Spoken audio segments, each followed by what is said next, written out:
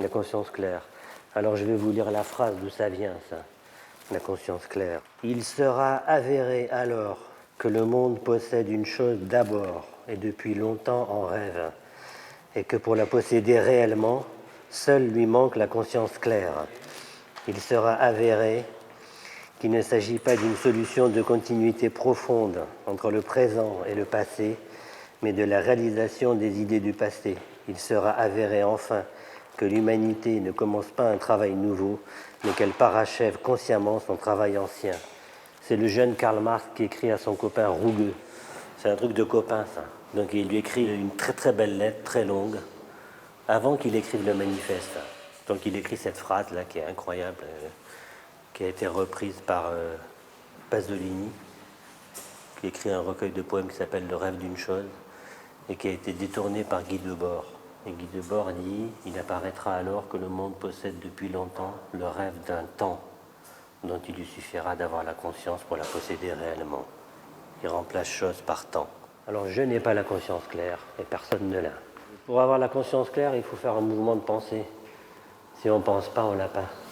Donc ça, ce sont des constructions mentales. Attendez, je vais vous les poser. Je vais vous les poser là-dessus, les petites maisons. Quand vous pensez, je pense que c'est pareil. Vous partez d'un point, puis après vous allez à un autre point, puis vous allez à un autre point, là où il y a des oiseaux. Sinon, vous aimez bien Bob Dylan? Vous êtes allé le voir à Paris quand il est passé? Mais non, il faut aller le voir. Il a 71 ans, il a tout inventé. Il chante incroyablement bien. Il a un peu la même voix que Tom Waits, mais une autre chose, quoi. Et la pensée du jeune Marx, elle est encore actuelle. Ça doit vouloir dire quelque chose, quoi. Ça veut dire qu'il y a quelque chose dedans qui est contenu, quoi. Mais il n'y a pas que la pensée de Marx, il y a la pensée de Deleuze, il y a la pensée d'Artaud. Ça continue toujours à vivre, à circuler, quoi. Il y a des grandes pensées Spinoza, tout ça, ça continue. Mais la pensée de Langlois, c'est une vraie pensée nouvelle, quoi. C'est-à-dire que c'est une pensée qui pose pour la première fois la mémoire du cinéma.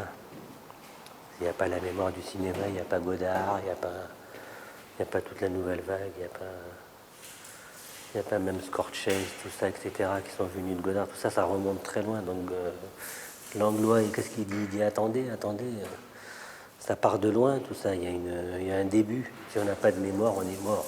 On est mort. Donc si on ne lit pas, on est mort. Voilà. Après le reste, toutes les peintures et tout ça, c'est des machins. Je fais de la peinture parce que je sais faire que ça. Alors.